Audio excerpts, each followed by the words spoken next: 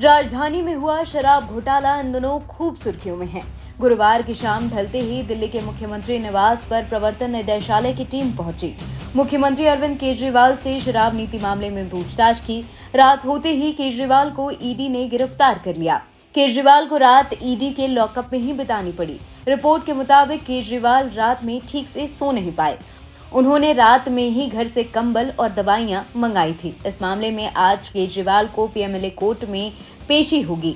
साथ ही उनकी गिरफ्तारी के खिलाफ याचिका पर सुप्रीम कोर्ट में सुनवाई होगी। अरविंद केजरीवाल पहले ऐसे मुख्यमंत्री हैं जिन्हें पद में रहते हुए गिरफ्तार किया गया है। उनसे पहले इसी साल झारखंड के पूर्व मुख्यमंत्री हेमंत सोरेन को भी गिरफ्तार किया था, लेकिन उन्होंने गिरफ्तारी से पहले इस्तीफा दे दिया था। 17 नवंबर 2021 को दिल्ली सरकार ने राज्य में नई शराब नीति लागू की थी, जिसके तहत राजधानी में 32 जोन बनाए गए और हर जोन में ज्यादा से ज्यादा 27 दुकानें खुलनी थी। इस तरह से कुल मिलाकर 849 दुकानें खुलनी थी। नई शराब नीति में दिल्ली की सभी शराब दुकानों को प्राइवेट कर दिया गया था। इसके पहले दिल्ली में शराब की लगभग 60% दुकानें सरकारी थी और 40% प्राइवेट थी। नई शराब नीति लागू होने के बाद 100% दुकानें प्राइवेट हो गई। सरकार ने तर्क दिया कि इससे 3,500 करोड़ रुपए का फायदा होगा। अब ये जान लीजिए कि सीएम केजरीवाल इसमें कैसे फंस गए। सीएम केजरीवाल को ईडी ने पिछले साल 2 नवंबर को पहला समन भेजा था। ये summon prevention for money laundering act के तहत जारी किया गया था।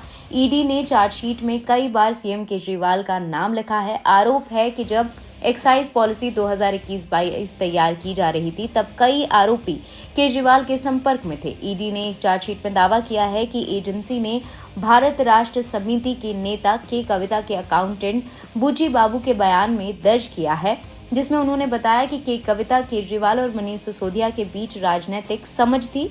इस दौरान कविता ने मार्च 2021 में विजय नायर से मुलाकात की थी।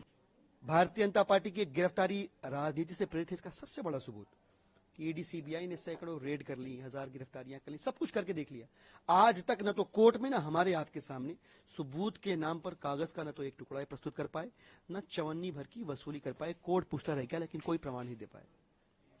अब जो भाजपा करने की कोशिश कर रही है वो इस भय से कर रही है कि उनको दिख रहा है कि आगामी लोकसभा चुनावों में हार का सामना उन्हें करना पड़ेगा। उन्हें दिख रहा है कि अरविंद केजरीवाल उनके इकलौते प्रिंसिपल चैलेंजर हैं, जो जानते हैं कि भारतीय जनता पार्टी के राजनीतिक अहंकार को कैसे कुचला जा सकता है।